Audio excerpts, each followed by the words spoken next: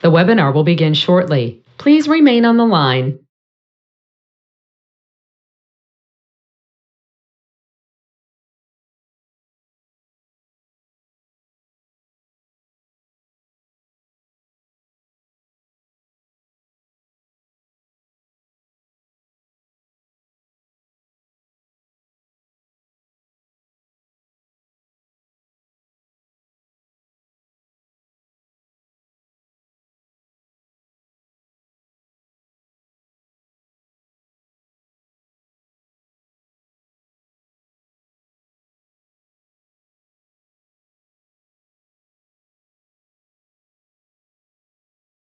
The webinar will begin shortly. Please remain on the line.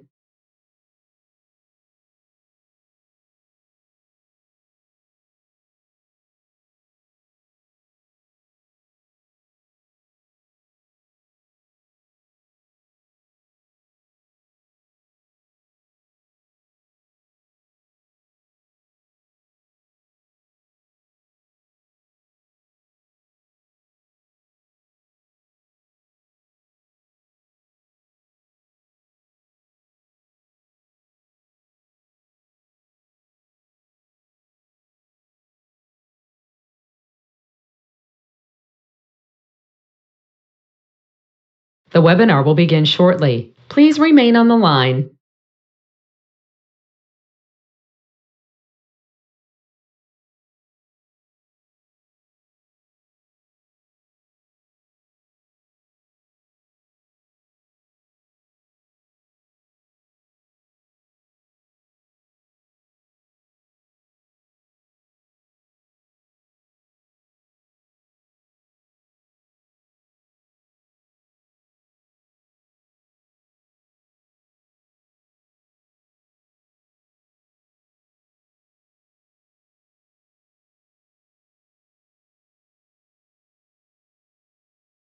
The webinar will begin shortly. Please remain on the line.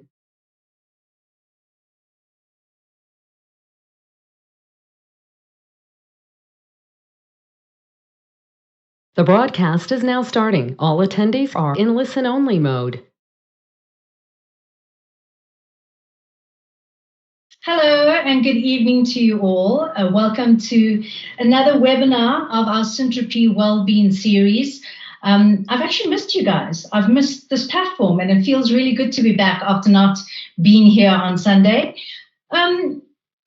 So for those of you that are joining for the first time, you will know that this has been an overwhelming period for us, this COVID-19, as we try and navigate our way through this time.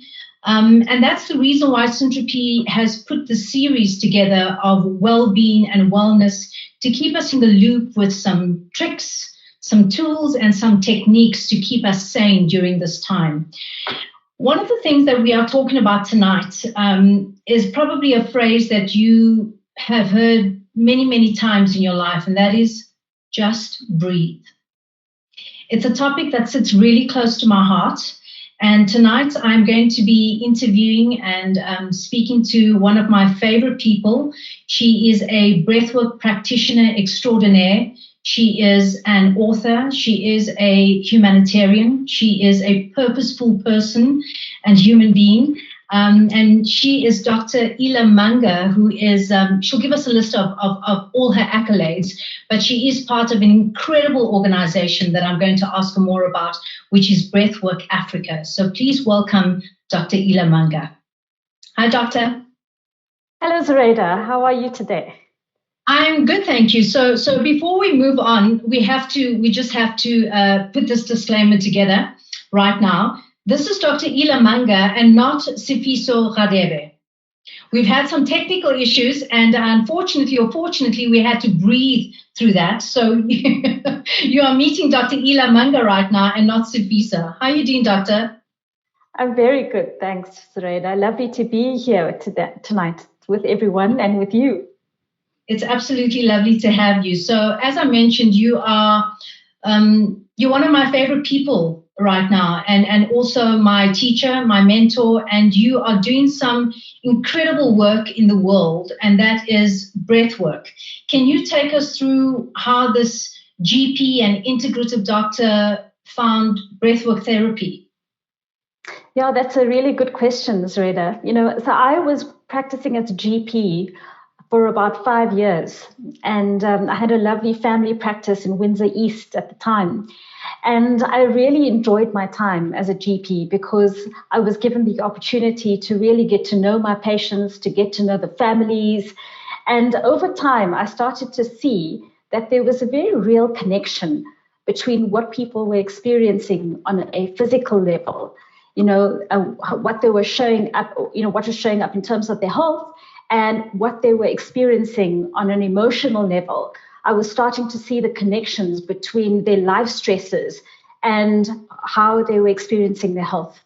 And I realized that I didn't have the basis of the understanding of this very obvious link between the body and the mind and our relationships and our environment, that I was trained to look at symptoms, to make a diagnosis, and to write a prescription. And in doing so, I was really treating the symptom, the tip of the iceberg. And I was seeing that there was so much more to a human being than just the diagnosis. So I went on a journey to try and understand the scientific basis of the body-mind connection. And I looked for ways to support my patients in a more holistic way.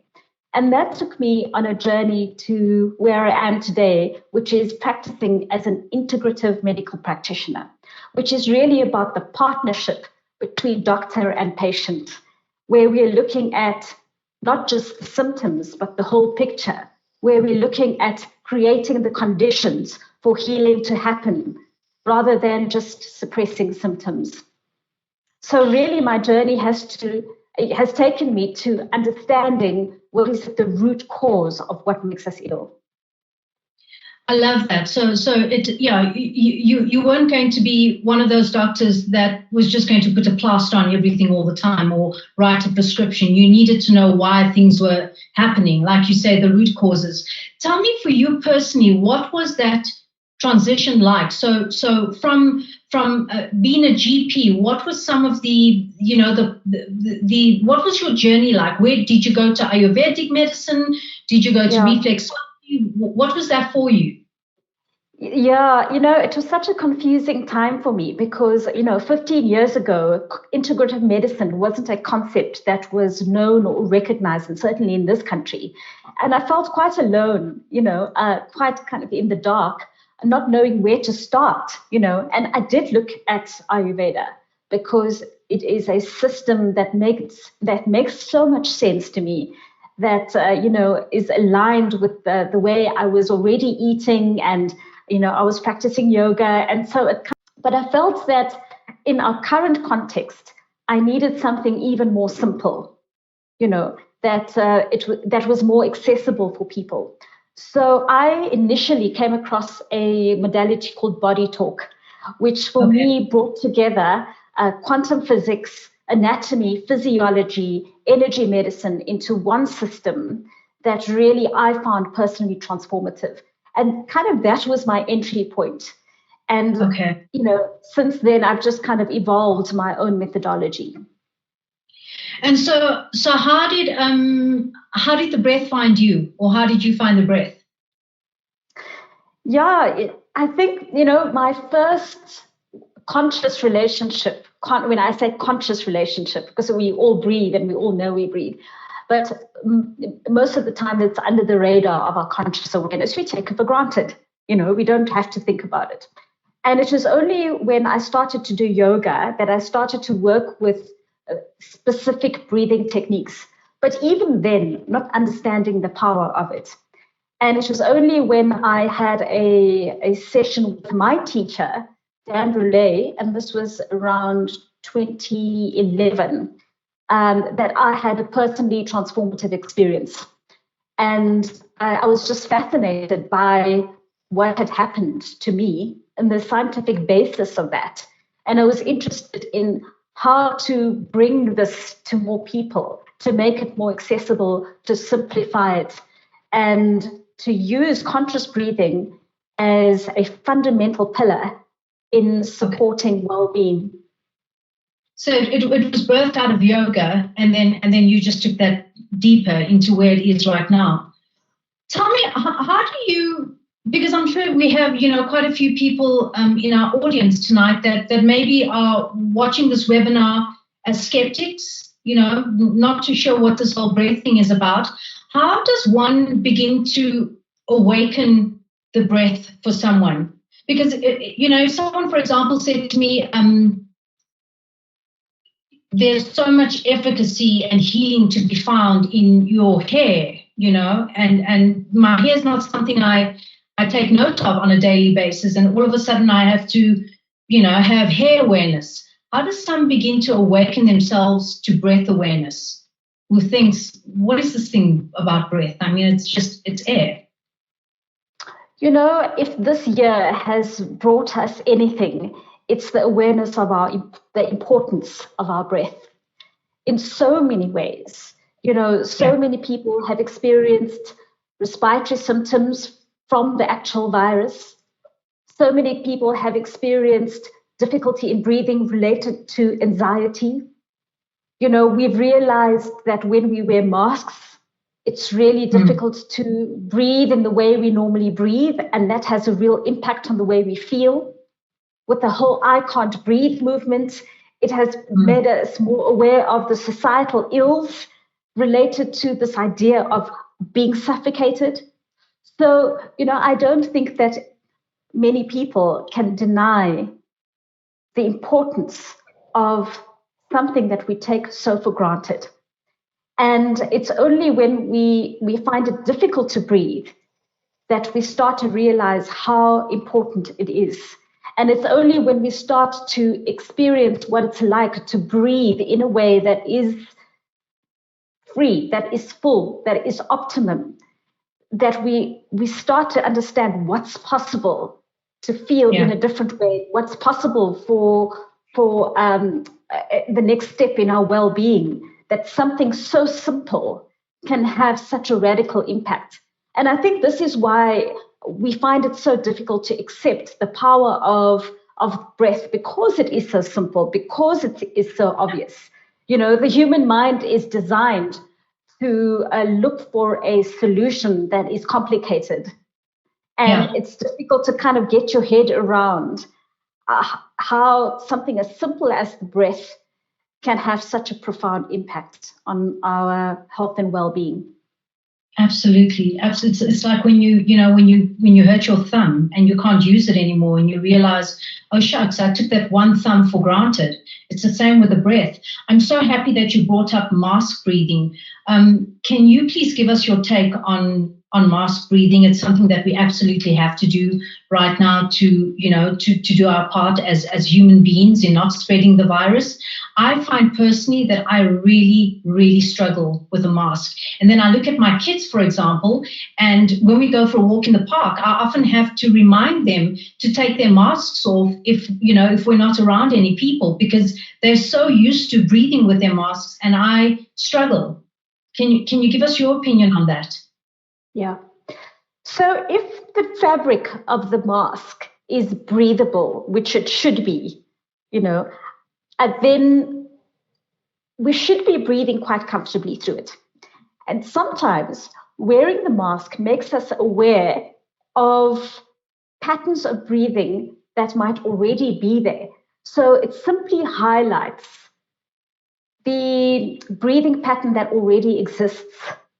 So, for example, it has a huge psychological impact. So just the feeling of suffocation makes our breathing change. We tend to breathe through the mouth. When we breathe through the mouth, we tend to overbreathe, which means it's like a panic.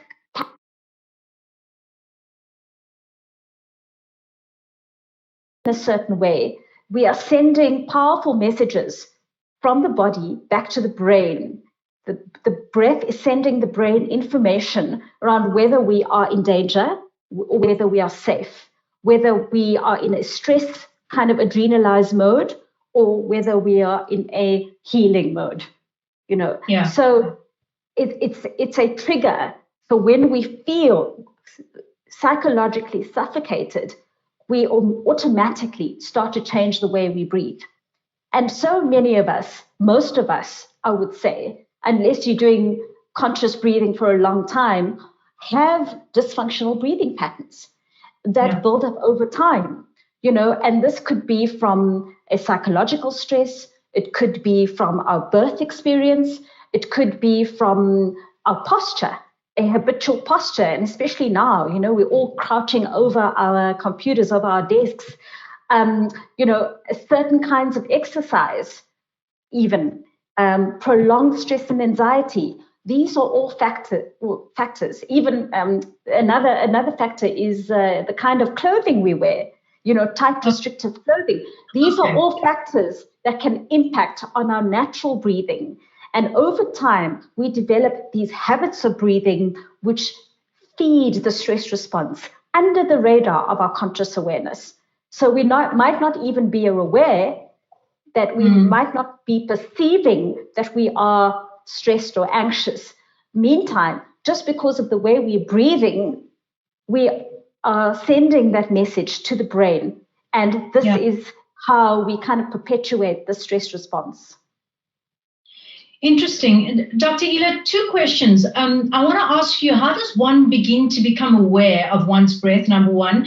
And you mentioned open mouth breathing, and this is something that we've been discussing lately, basically that we shouldn't be breathing through our open mouths. Your mouth is meant for food. Your mouth doesn't carry a natural filter system.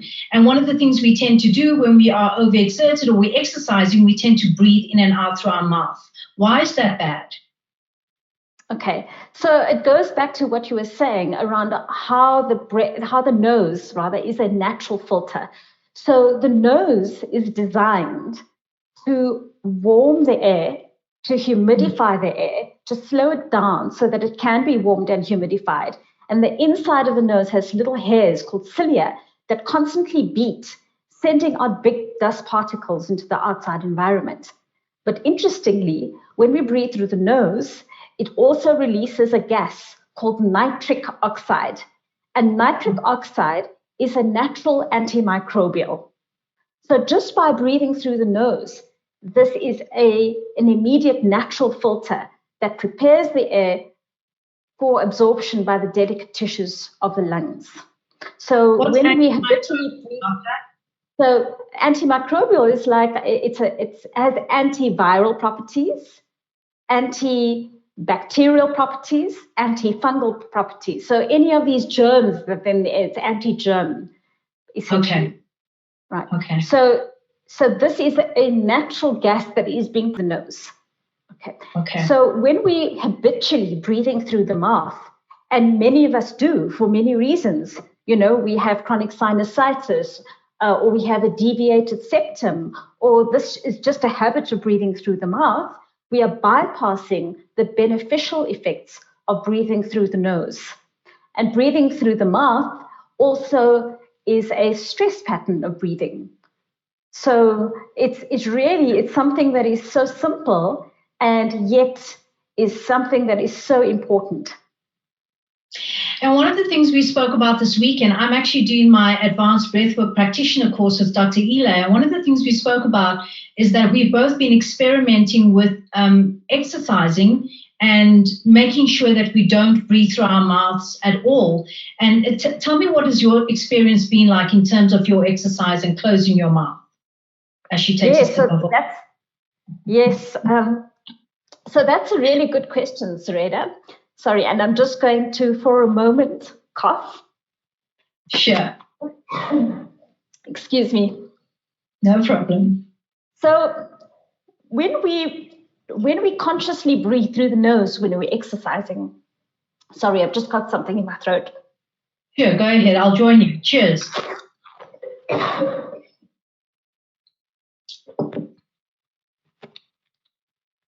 Excuse me, everyone. As you can see, my eyes are watering. Just a little bit of dryness there. That's okay. You should all take a water break right now. Hopefully you've got your water right next to you. Yes, and a breath.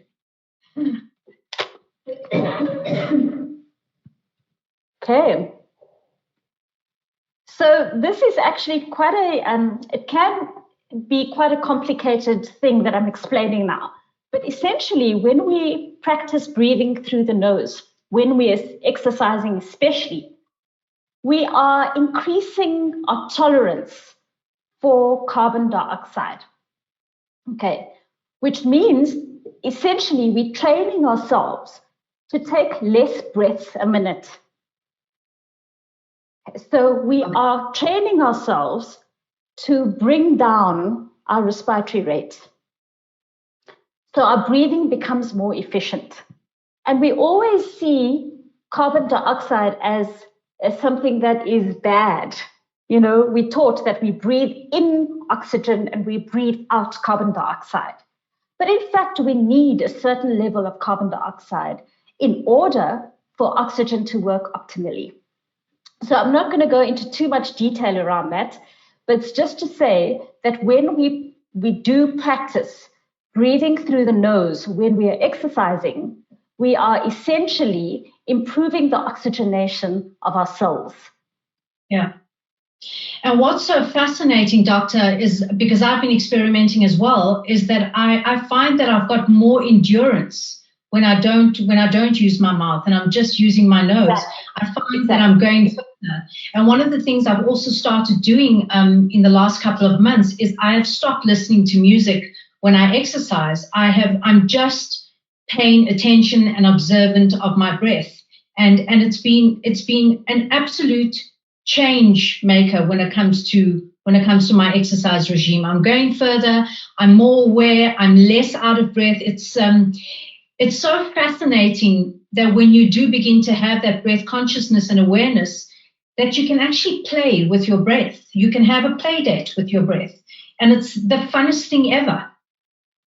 Exactly. And that's the whole point of conscious breathing, is that it's not just a technique or something that you do for 5 minutes at the beginning of your day or at the end of your day. The whole point is that it supports everything that you're doing in your life. So you can integrate it into every aspect of your life. Yeah. So just something really interesting that I discovered yesterday, Zoraida. Because I like to play around with different ways of breathing. So we were speaking about nose breathing. And another function of the nose that I didn't mention is that we also have what we call olfactory senses. So basically our sense of smell, those receptors are in the nose. Okay, and it's our most primal sense and it's protective. And so yesterday I was, when you wear contact lenses, your eyes don't water when you cut onions. I don't know if you wear contact lenses and if you've. No, and I didn't know that. Some of our listeners might know this, that when you cut onions and you're wearing contact lenses, your eyes don't water. And I had taken my contact lenses off and I was cutting onions. And I thought, I really don't feel like having my eyes burning today. So in understanding that I have these olfactory, the sense of smell is in my nose, I'm not going to breathe through my nose. I'm going to slowly breathe through my mouth while I'm cutting the onions. So I simply was breathing very slowly through my mouth and then holding my breath, preventing myself from breathing through my nostrils, and my eyes didn't water at all. So It's just, so the point is that we can use the breath in interesting ways in every aspect of our life, whether we are listening to someone, whether we are typing an email. You've heard of this phenomenon called email apnea, where we tend to stop breathing when we are typing an email or we are opening up a WhatsApp, and so over time, what's happening is that we're going through a whole day not taking a conscious, optimal breath. And what impact is that having on our energy levels? What impact is that having on our mood, on anxiety levels, on our sleep? And so many people have been saying and reporting that during this time they've experienced heightened levels of anxiety. Their sleep patterns have been disrupted. And so, if we really go back and look at, our breath and how our breathing actually been doing through this time when we are sitting at our desks all day and we're multitasking and we're sitting in front of our screens, we're not realizing the impact that is having on our breathing and thus on our physical and emotional symptoms. Yeah, absolutely. Doctor, I want to ask you to maybe share some experiences that you've had as a doctor with some of your clients that have come in, that are now healthier in certain ways. So just before we started this webinar, Sifiso and I were speaking about allergies, because he suffers from extreme allergies, and at the moment he's having a bout of a terrible attack of allergies. Could the breath help with that? Because my daughter at the moment is also suffering from extreme nosebleeds due to allergies. What are some of the benefits when it comes to breath work? Like, does it help with headaches, allergies? Like, tell me about the list. Yeah, I'm glad you asked that question, Zoraida, because when we look at something like breathing, and we're passionate about something like breathing, and we understand the benefits, then we try and look for the symptoms that this particular technique can help. And I think it's to I think we all need to be moving away from the idea of this is the solution for this problem, and rather to look at breath as one of the pillars for optimum health. So there is no quick fix, right? Yeah. And so human beings are wired to look for the quick fix solution. So, so let's look at something like allergies. Okay, so this is a good example. Is there a breathing technique specifically for allergies? No. However, or yes. Okay, or yes. However, I think the point is that when we start to become aware of how we are breathing when our nose is congested, that we tend to breathe in the upper part of the chest, and that, if we train our diaphragm, which is our main breathing muscle, to work, then we are massaging all the organs of the abdomen. With every breath that we take, the organs of the abdomen are getting a massage. In that way, we are optimizing the function of the digestive system. We are moving more into rest and digest mode. And now we're getting closer to the root cause of the allergies, which could be our dysfunctional or not dysfunctional or suboptimal digestion. It could be leaky gut. It could be the fact that, our immune system is hyperactive because, we are in a state of adrenalized energy, or what doctors call sympathetic overdrive.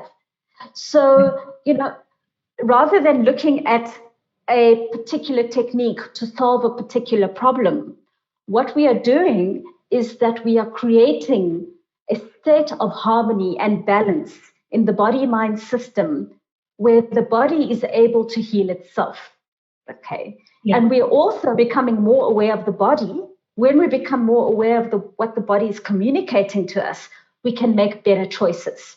So when we are more aware of our breath, then we can become more aware of what the body may be saying, and we can respond, rather than just like, I have a headache, so I'm going to pop a pill because I don't want to feel pain, Yeah. And so when we start to cultivate this relationship with the breath, then we can slow down and we can realize, oh, maybe I'm dehydrated, or maybe I've got a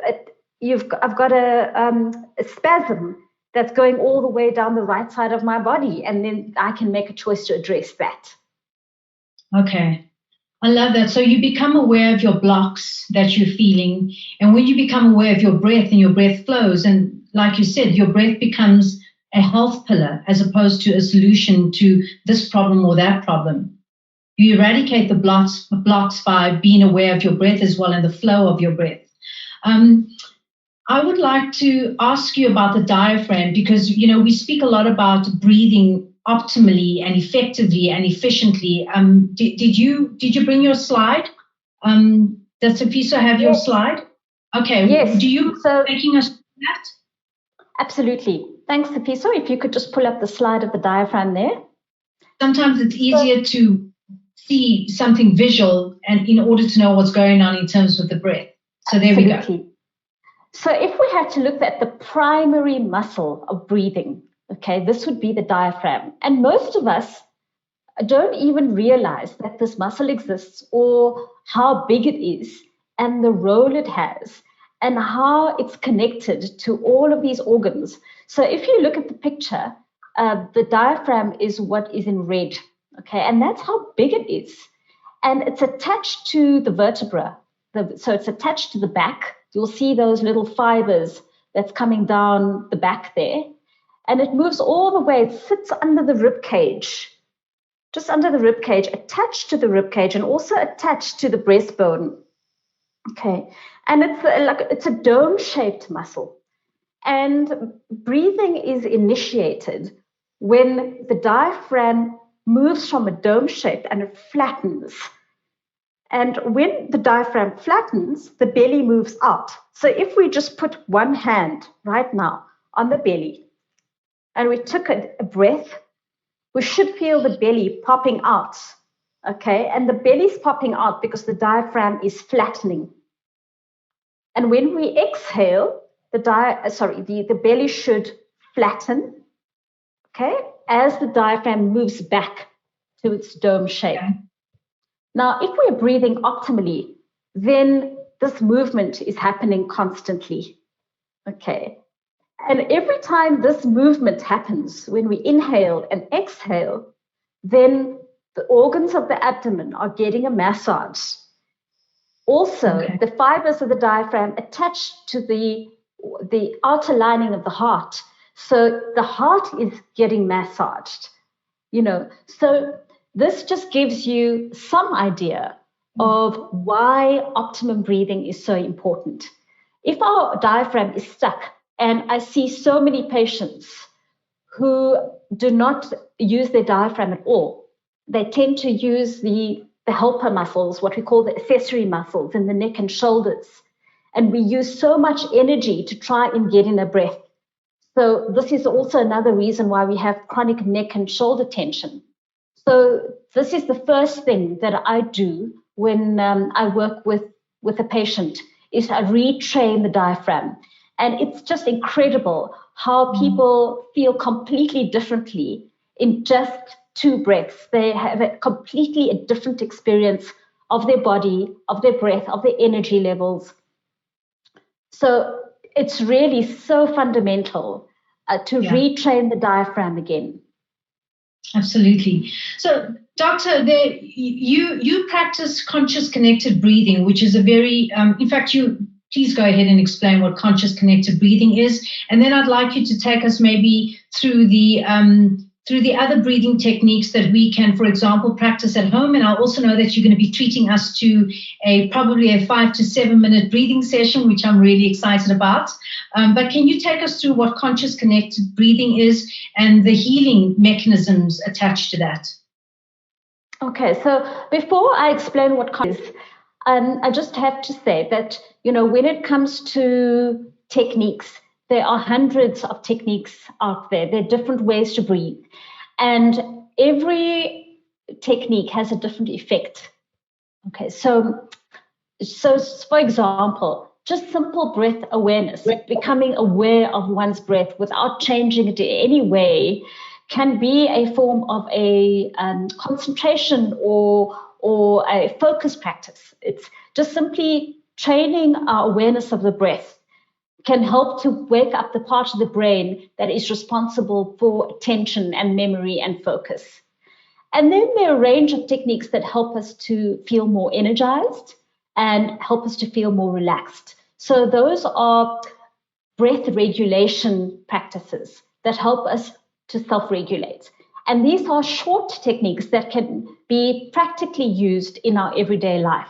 For example, when we practice the 4-7-8 technique, which is essentially breathing in for 4, holding and pausing the breath for 7, count of 7, and exhaling slowly for a count of 8, that is a very popular technique to help us to fall asleep. Okay. Mm-hmm. Then another another self-regulation technique is what we call coherent breathing. And that is a technique of simply breathing in for 5 seconds, breathing out for 5 seconds. And that is a powerful practice to bring a sense of balance to the system. Okay. Another example of a technique that could help us to energize is a popular technique known as Wim Hof. Many people have heard of Wim Hof, who's the Iceman, and he has used this particular practice to regulate his body temperature. And he's done crazy things like walk up, Mount Everest in his underwear. I mean, he's just insane. And we're not saying people should do crazy things like that. But I mean, the point is that it's possible, it's possible to change our physiological state just by changing the way we breathe. And then on the other end of the spectrum, we have techniques, very powerful techniques, like conscious connected breathing, which are used as a therapy to support deep healing, transformation, release of trauma.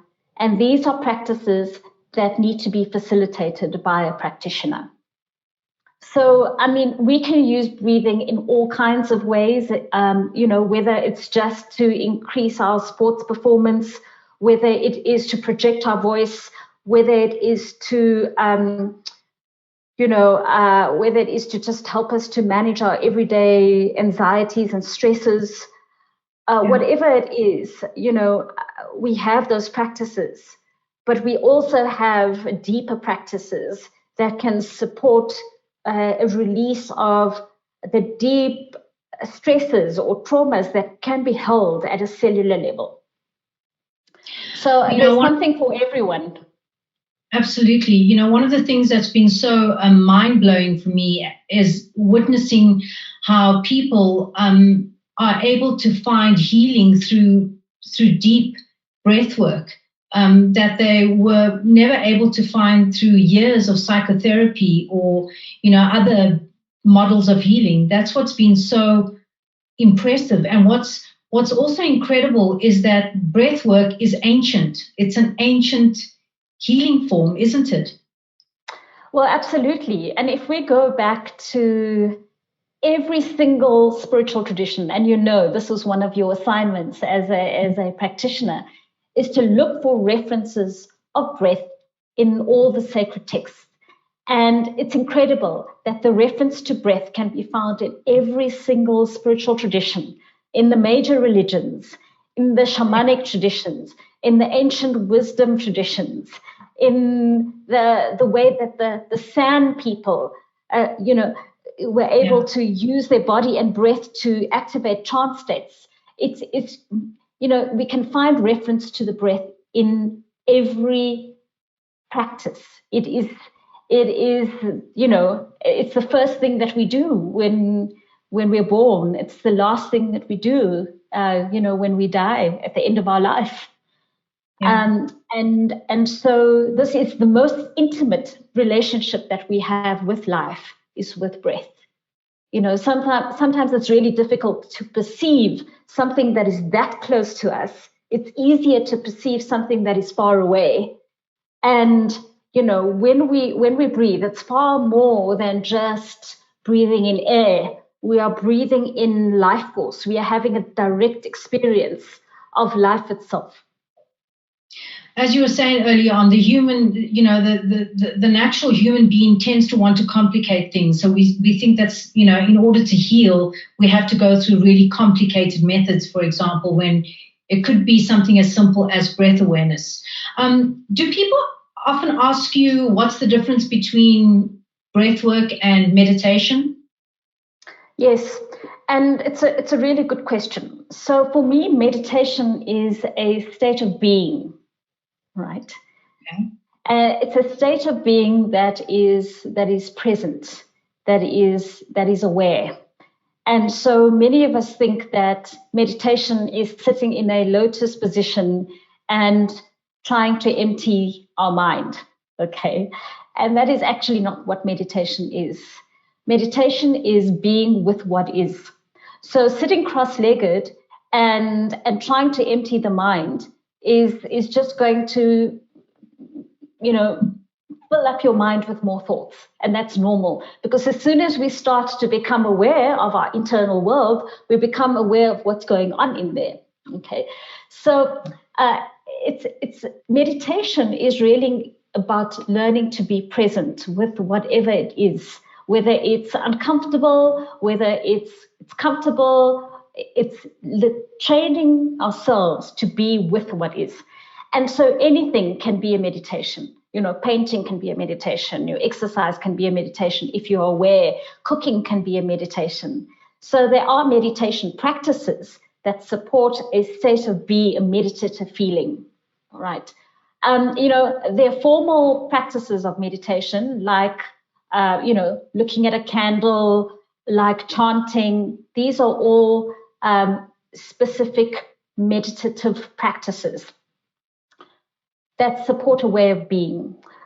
Breathing is more of an action. Breathing is more of you're participating in something. It's a very practical method. It's more active than passive. Yeah. I was about to say active practice. Yeah. So it feels easier in a way because you're actually doing something. However, it brings about a state of meditation or meditative quality really quickly. For me, far more quickly than trying to empty the mind would do. So it kind of gets you into that no mind space surprisingly quickly. So it's almost like a hack for non-meditators who would like to experience a meditative feeling. Yeah. Go back to the breath. So I'm sure this is the perfect segue to go into a session with you. Can we do that? Perfect. Absolutely.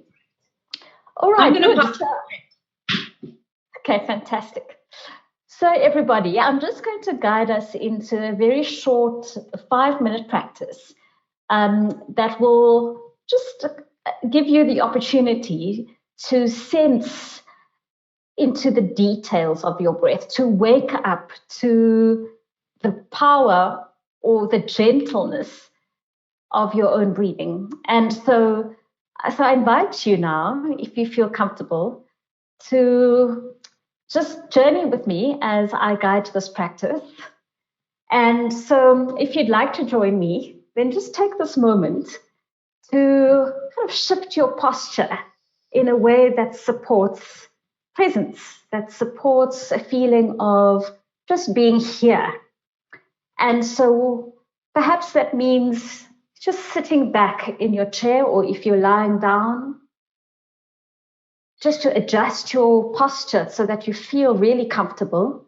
If you're on a couch, then shuffle around so that, your body feels open and alert at the same time. And let's just begin with an expanded inhale and a soft sigh of relief. And with the soft sigh of relief, just feel your shoulders softening and the back of your neck releasing.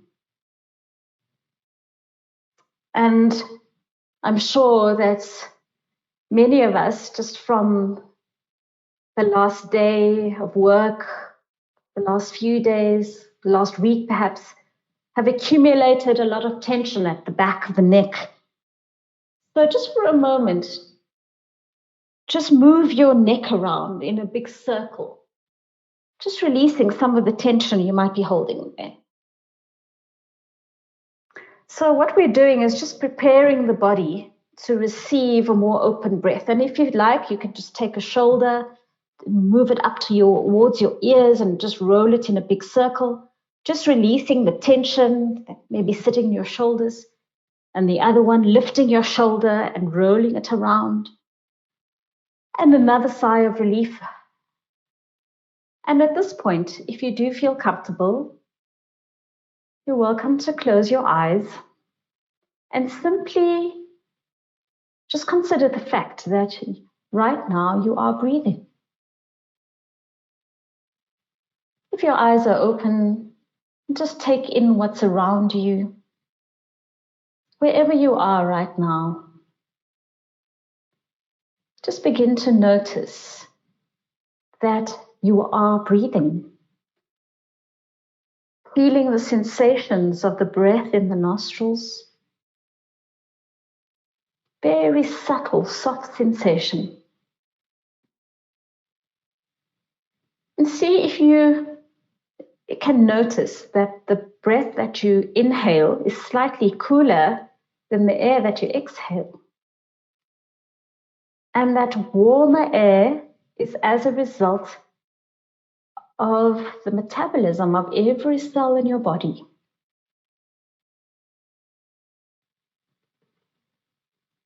And it's very normal at this point for the mind to come in, and if you're aware of thoughts starting to flood in, that's fine. Just let them be there and return your attention to the feeling of the breath. Inhale, exhale. And see if you can even feel the breath at the back of your throat now. Perhaps you need to slow it down to feel it at the back of your throat.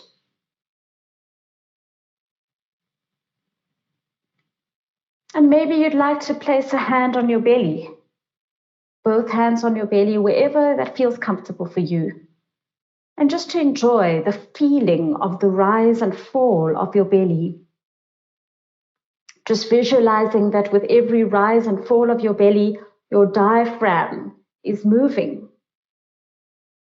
in a wave, massaging your heart, massaging every organ of your abdomen, massaging your spleen, your liver, your pancreas. And right now, you don't have to breathe in any particular way. Simply notice. Simply observe. Perhaps using this opportunity just to allow the breath to wash away all the stresses that your body has been holding for you over the last few months. Just imagine that the breath is soothing, healing you on the deepest level possible.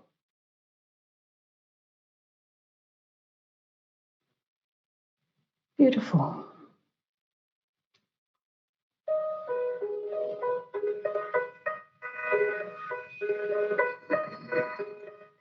And now gently begin to slow down your breath. Take your time on the inhale, keeping your neck and your shoulders soft. And just exhale in a way that feels good for you, either with a sigh of relief or a slow, long exhalation. Just feel what feels soothing for you, calming. Long, slow inhalation through the nose, feeling like you're filling up your whole body with breath. And as you get to the top of the inhale, just let go of the breath. As you feel your body soothing, being soothed and healed, knowing that you are creating the conditions for healing to happen right now. You are co-creating health. You are working with your body's intelligence. You're supporting your body's innate ability to heal itself.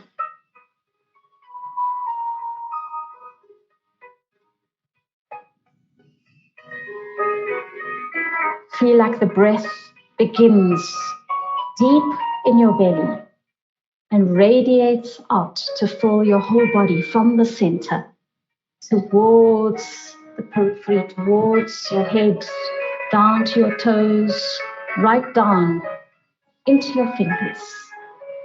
And on the exhale, you're softening and melting, letting go.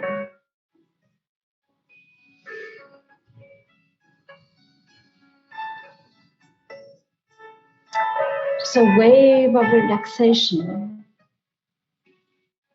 comes with every breath.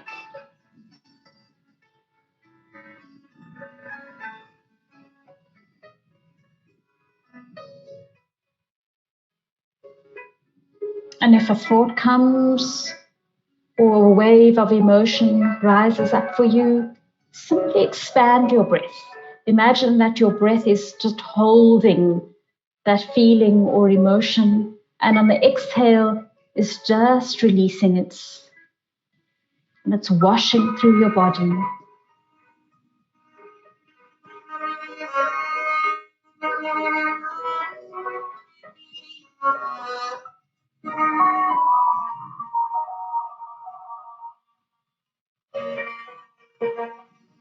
And letting your breath relax now back to a natural rhythm. Just take a moment to feel into how you're experiencing your body, what you have become aware of.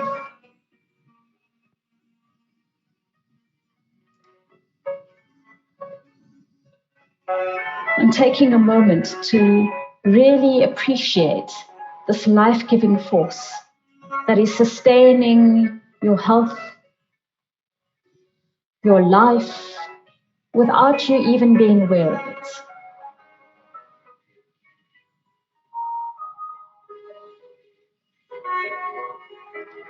And when you're ready, just take your time now to give yourself a stretch.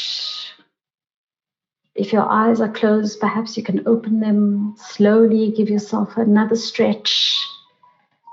And keeping this feeling of stillness, bring your awareness back to the room.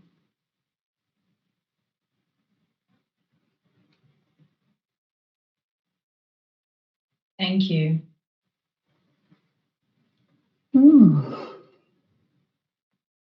That was beautiful. So perhaps that was calming for you. Perhaps you became aware of a little niggle or a feeling of discomfort in your body. Perhaps you became aware of thoughts that you may have been pushing away, or emotions that, could have been coming up for you that you've been too busy to deal with. And so often when we do a practice like this, it's just bringing our awareness to something that perhaps we need to pay attention to. I like that. Thank you. Doctor, how does one begin to start cultivating a simple breath awareness practice? Yeah. So, I think it's not to look at breath work or breathing as another thing to add on to the to-do list. So I would say choose an activity that you do every day. So for example, a shower or your daily walk, to use that as your breathing practice. So to simply be aware of how you are breathing when you're doing certain activities. So just use that as a breath awareness practice. And very soon you'll start to realize that when you are aware of your breath, you can change it to support an emotional state that is calmer, that is more focused, that your breath intelligence will start to wake up. And, by training awareness of the diaphragm, by working more deeply with, opening up the body and doing more stretches, that, the body's intelligence will start to wake up even more. And when we feel a deepened relationship with the breath, and we experience the effect of that, then we are curious to know more, to deepen our awareness. And then, I think the science around breath is so compelling and so fascinating. And so this is a lifelong journey. This is a friend And to make friends with your breath, to accompany your journey to health is absolutely fundamental. And I think, needs to be integrated into our schools and into our education systems and into our universities. I believe every doctor should be trained in conscious breathing and not just trained to look out for, for sounds that are linked to what's wrong, but also to support what is right and what is our birthright, actually. Yeah, that is happening more and more, and we've seen that in the science. More research has been done in terms of the efficacy of breath work. Slow, but at least it's happening, which is great. You speak about children, and my children have an awareness of the breath, which is something that I wish I'd had at their age. And one of the things I love about your organization, Breathwork Africa, is that is such an integral part of what you are doing as an organization. Can you tell us quickly all the amazing things that you are a part of at the moment, including the work you're doing at schools?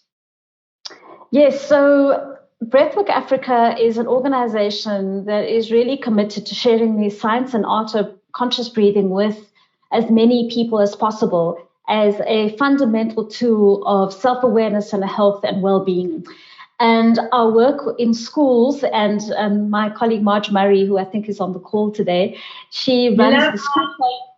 We love Marge. So she runs our Breathing with Children program, which is Project Inspire.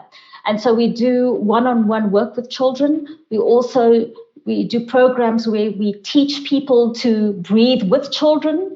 And, children, they're so naturally connected with their breath and they love it. It's when we can really imprint their relationship with their breath so early on in life, then it becomes a foundation. We can prevent all the undoing that as adults we have to do. And it's so much more challenging to learn a new skill when we're older. But when we can support children in developing that relationship with their breath really early on, it's really, really empowering and effective and necessary, especially in the world we live in today, where children are under so much pressure, and they start to burn out so early. Just to have the skill is so incredibly important. So that's one of the programs that we do. We also run a lot of training. So we do webinars with companies, and we've been doing a lot of that during this time, just supporting teams, employees with emotional health and energy management tips. We also do a foundation course, and most exciting, we've just launched something called Breath Cafe, which is it's an online breathing hangout where anybody can come in and experience a one-on-one session, a group session rather, as a drop-in, and then become a member of Breath Cafe, where you can join a global community and do a breathing session, a guided breathing session with one of our very skilled practitioners. And it's just really fantastic. It will build up your skill set, and it will support you to really, really habituate your relationship with your breath. So, we have many community projects happening as well. So, we're very busy right now. Great, busy doing good work. I just want to say something about Breathwork Cafe. What I find so interesting, and it's something that I probably would not have acknowledged or admitted before the COVID pandemic basically forced us into doing work online, is that I'm amazed at that collective energy that one only tends to think you're able to feel from a tangible point of view if you are physically in a room with someone. But I'm completely blown away by how you can still feel and gain from that collective energy when you do a group session online, as with Breathwork Cafe. It's been incredible to feel that we can actually cyber feel that. Absolutely. And that connection is so important. It's a fundamental aspect of our well-being, is to feel connected. And it is possible. even in a virtual space. And we have, breath is just it's one of those practices that, that does connect us even virtually. Yeah, it's moving, breathtaking. You mentioned children that are suffering from burnout, and you have a book that is specifically dedicated to burnout. Where can our audience find your book? So the best place is just through my website right now, which is drilamanga.com. It's also available on Amazon, and that link to the Amazon site is can be found on my website. So it's called Breathe: Strategizing Energy in the Age of Burnout. I like that. Thank you so much. It's been an absolute pleasure having you on this platform, and you know that you're close to my heart, so it's been an extra. Thank you very much for joining us, Dr. Ela, and thank you very much for that beautiful, beautiful session. To the rest of you, I hope that you enjoyed tonight's session, Just Breathe. I hope that you learned some tools and techniques, and from this moment onwards will become a little bit more aware of your breath. We will see you again. We won't be back this Sunday, but we will be back next week, Wednesday. Remember that you can find more details to be kept in the loop of wellness on our SyntroP pages, on our social media pages. You can find us on Instagram at SyntroP Wellbeing, as well as Facebook. For myself, Zoraida Jardine, and the rest of the SyntroP Wellbeing team, good night. Good night, Doctor. Good night, Zoraida. Thank you. Bye, everyone.